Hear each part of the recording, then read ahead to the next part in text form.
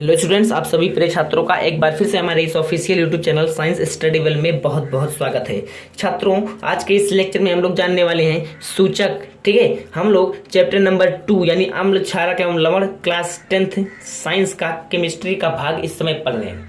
तो बच्चों, जो बच्चे हमारे इस चैनल पर पहली बार आए हैं, हमारे चैनल को सब्सक्राइब करके बेल आइकन को प्रेस कर दें, क्योंकि हमारा जो मिशन 2023-24 से जो बच्चे क्लास 10th में है और क्लास 12th में है बच्चों, और जो बोर्ड पेपर इस वर्ष देने वाले हैं ना, उनके लिए हमारा बैच, हमारा ये जो फ्री कोर्स है वो चल रहा है। अगर आपको पीडीएफ की आवश्यकता होगी वो भी आप लोगों को मिलेगी, और अगर आप लोगों को लेक्चर्स तो मिल रहे हैं, अगर पीडीएफ चाहिए तो डिस्क्रिप्शन बॉक्स में लिंक दिया हुआ है, आप लोग हमारे नंबर पर मैसेज करेंगे और आपको हमारी टीम आपको एकदम पूरी बायोडाटा उसका दे देगी। ठीक है दोस्त, तो देखो हम लोग टारगेट 90 लेकर चल रहे हैं, तो उसी प्रकार से हम लोगों की मेहनत भी होने वाली है, उसी प्रकार से हम लोगों को वर्क भी करना पड़ेगा। तो आज के इस लेक्चर में हम लोग जानेंगे सूचक, जिसे हम लोग इंग्लिश में बोलते हैं इंडिकेटर। ठीक है दोस्तों, तो देखो सूचक किसे कहते हैं, तो ध्यान से देखना। सूचक पदार्थ वे पदार्थ होते हैं जिनका उपयोग पदार्थ की अम्लीय या क्षारीय प्रकृति की पहचान करने में किया जाता है।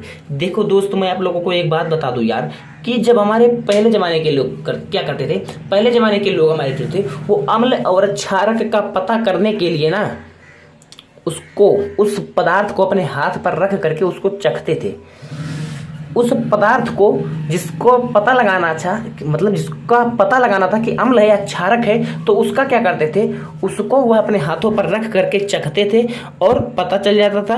अम्ल हम लोग किसे बोलते हैं, अम्ल जो होता है हमारा वो स्वाद में खट्टा होता है, क्षारक कड़वा और तीखा भी होता है। ठीक है दोस्त, तो देखो, तो उसी प्रकार से पता लगाते थे। तो क्या हुआ कि उस समय अम्ल की जगह पर यार कोई मतलब डेंजरस पदार्थ भी आ जाता था, कोई जहरीला पदार्थ जिससे हमारे आदमी की मृत्यु भी हो सकती है। तो इस प्रकार से हमारे जो साइंटिस्ट यानी वैज्ञानिक थे, ठीक है दोस्त, तो उन्होंने कुछ वर्क किया उस पर। ठीक है, तो वहां से उन्होंने निकाला कि बिना चखे ही इसको हम लोग कैसे, सूचक, उसे ही हम लोग बोलते हैं सूचक, जो हमारा क्या होता है बच्चों, अम्ल और क्षारक का पता लगाता है कि वह अम्ल है या क्षारक है। तो वही बोला है, सूचक वे पदार्थ होते हैं जिनका उपयोग पदार्थ की अम्लीय और क्षारीय प्रकृति की पहचान करने में किया जाता है। देखो, सूचक पदार्थों को अम्लीय या क्षारीय पदार्थों के विलयन में मिलाने पर इनका रंग बदल जाता है। दोस्त, जिसका हमें पता लगाना है कि अम्ल है कि क्षारक है, उसको सूचक जो होता है। अब देखो, सूचक का अगर हम लोग एग्जाम्पल देखें तो सूचक का एग्जाम्पल है हल्दी हमारा हो गया, लिटमस पत्र हो गया, गुड़हल की पंखुड़ियाँ हो गई, ये सब हमारे हैं सूचक, जिससे हम लोग पता लगा सकते हैं कि अम्ल है या क्षारक है। तो क्या होता है कि इन पदार्थों को अगर हम लोग अम्ल और क्षारक में मिलाएंगे दोस्त, तो क्या होता है, वह रंग में उसका रंग चेंज हो जाता है। जैसे हल्दी हमारी पीली कलर की होती है दोस्त, तो उसको अगर हम लोग अम्ल में डालेंगे तो वो कौन सा रंग देगी, और उसके बाद उसको अगर हम लोग क्षारक में डालेंगे तो कौन सा रंग देगी। अभी हम लोग आज के इस लेक्चर में उस सब चीज़ों को जानेंगे। तो अगर आप हमारे, एक बार फिर से मैं आप लोगों को बता दे रहा हूँ, अगर चीज़ें समझ में आ रही हो दोस्त, तो आप हमारे चैनल को सब्सक्राइब जरूर कर लेना। देखो, हमारे जो क्षारक होती है, सूचक, पहला प्रकार है हमारे सूचक का प्राकृतिक सूचक नेचुरल इंडिकेटर्स। तो नेचुरल इंडिकेटर्स यानी प्राकृतिक सूचक हम लोग किसे बोलते हैं, इस प्रकार के सूचक प्रकृति में पाए जाने वाले पौधों में पाए जाते हैं। ठीक है दोस्त, प्राकृतिक सूचक, इस प्रकार के सूचक जो होते हैं वह प्रकृति में जो पाए जाने वाले पेड़ पौधे हैं उनसे प्राप्त होता है। ठीक है, अगर इतनी बात समझ में आ गई है आप लोगों को, तो देखो ये हमारे पास जैसे हो गया लाल पत्ता गोभी, हमारे पास है हल्दी है, लिटमस है, ये सब क्या चीजें हमारी जो है वो क्या है दोस्तों, प्राकृतिक सूचक हैं, नेचुरल इंडिकेटर हैं। अब देखो, लाल पत्ता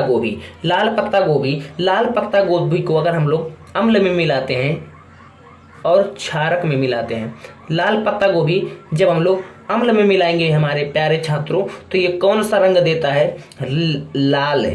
ठीक है, रेड कलर देता है। और जब हम लोग लाल पत्ता गोभी को क्षारक में मिलाते हैं तो ये हरा कलर देता है। हल्दी है, हल्दी को अगर हम लोग, देखो ये पहले मैं लिख दूं, अम्ल और क्षारक, अच्छे से लिख लीजिएगा ये सब। ठीक है, आप नोट में देखो, ये हो गया अम्ल, अगर हल्दी को हम लोग अम्ल में मिलाएंगे तो ये जानते हैं कौन सा रंग देता है, पीला। और अगर क्षारक में मिलाते हैं किसको, हल्दी को, तो ये देता है लाल भूरा रंग। ठीक है, तो इसको आप लोग नोट कर लीजिएगा अच्छे तरीके से। मैं तो आप लोगों को केवल थोड़ा सा समझा रहा हूं इसे। ठीक है, देखो लिटमस पत्र होता है यार, ये तो सबको पता होगा। अम्लीय में ये लाल देता है और क्षारक में नीला देता है, ये तो सबको पता होगा। और यह तो हमारे बोर्ड पेपर में भी हमेशा आता है, ये मोस्ट इंपॉर्टेंट है। ठीक है, ये मोस्ट इंपॉर्टेंट है लिटमस पत्र वाला, तो इसको आप लोग कहीं अच्छी जगह नोट कर लीजिएगा। चलो अब देखो प्रयोगशाला, अब ये देखो दूसरा टाइप हमारा संश्लेषित सूचक। तो प्रयोगशाला में निर्मित सूचक संश्लेषित सूचक, यानी जिसको हम लोग लेबोरेटरी में बनाते हैं। प्रयोगशाला में आप लोग बच्चों, अगर जो बच्चे क्लास 11th या 12th में होंगे ना, आप लोग जब जाएंगे तो आप लोगों को वहां पर ले जाया जाएगा प्रयोगशाला में। ये सब वहीं पर बनता है, लेबोरेटरी में भी बनता है, तो उसे हम लोग बोलेंगे संश्लेषित सूचक। क्या बोलते हैं, संश्लेषित सूचक। इसको हम लोग बोलते हैं सिंथेटिक इंडिकेटर्स। देखो इसका एग्जांपल है हमारे पास फिनाइलएथीन, मेथिल ऑरेंज, ये सब हमारे हैं। अब देखो ये क्या होता है दोस्त, इसको हम लोग जब हम लोग अम्ल में मिलाते हैं, अम्ल में इसको अगर हम लोग मिलाते हैं तो क्या होता है, अम्ल क्षारक, अम्ल क्षारक। अम्ल में इसको हम लोग मिलाते हैं तो ये रंगहीन होता है। क्या होता है, रंगहीन, यानी इसका कोई खास रंग नहीं होता है। और जब हम लोग इसको क्षारक में मिलाते हैं तो ये लड़कियों का बहुत ही पसंद कलर यानी गुलाबी कलर देता है। ठीक है, और मेथिल ऑरेंज जो है ये अगर हम लोग अम्ल में मिलाते हैं तो ये रेड कलर देता है। और इसको क्षारक में मिलाने पर मेथिल ऑरेंज को, तो यार ये जानते हो कौन कलर देता है, पीला, येलो कलर देता है। ठीक है दोस्त, अगर इतनी चीजें आप लोगों के समझ में आ गई हैं तो हम लोगों को एक और टॉपिक पढ़ना है, यहाँ पे एक और प्रकार पढ़ना है, गंध युक्त सूचक। गंध युक्त सूचक जिसे हम लोग बोलते हैं ऑल्फैक्टरी इंडिकेटर्स।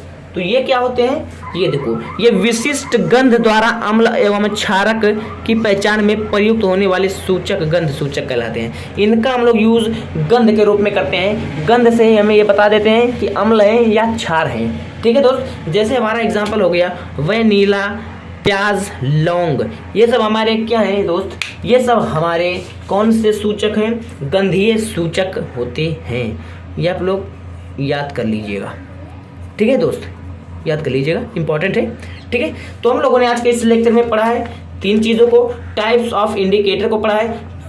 तो इंडिकेटर में हम लोगों ने प्राकृतिक सूचक, संश्लेषित सूचक, गंध युक्त सूचक को एकदम अच्छे तरीके से क्या बना दिया है। आज के इस टॉपिक में हम लोगों ने सूचक को एकदम अच्छे तरीके से मक्खन बना दिया। अगर ये इतना चीज़ मक्खन हो गया दोस्त, तो हमारे चैनल को लाइक, शेयर, सब्सक्राइब जरूर करिएगा। और अगर आप लोग हमारे चैनल पर पहली बार आए हैं तो हमारे चैनल को सब्सक्राइब करके बेल आइकन को प्रेस कर दीजिएगा, क्योंकि हम बोर्ड पेपर आप लोगों का 2024 तक साथ देने वाले हैं। और क्लास 10th और 12th का जितने भी सारे सब्जेक्ट्स के important topics, previous year questions जो बोर्ड लेवल में आप लोगों को पूछा गया बोर्ड एग्जाम में, ठीक है, तो सब कुछ कराने वाले हैं यार। तो केवल आप हमारे चैनल पर एक बार विश्वास करके देखिए, और अगर आपका रिजल्ट ना अच्छा है ना, तो फिर उसके बाद यार जो मन करेगा वो आप लोग कर लीजिएगा। ठीक है, तो यार मिलते हैं अगले वीडियो में मेरे भाई, तब तक के लिए सत श्री अकाल, अस्सलाम वालेकुम, धन्यवाद।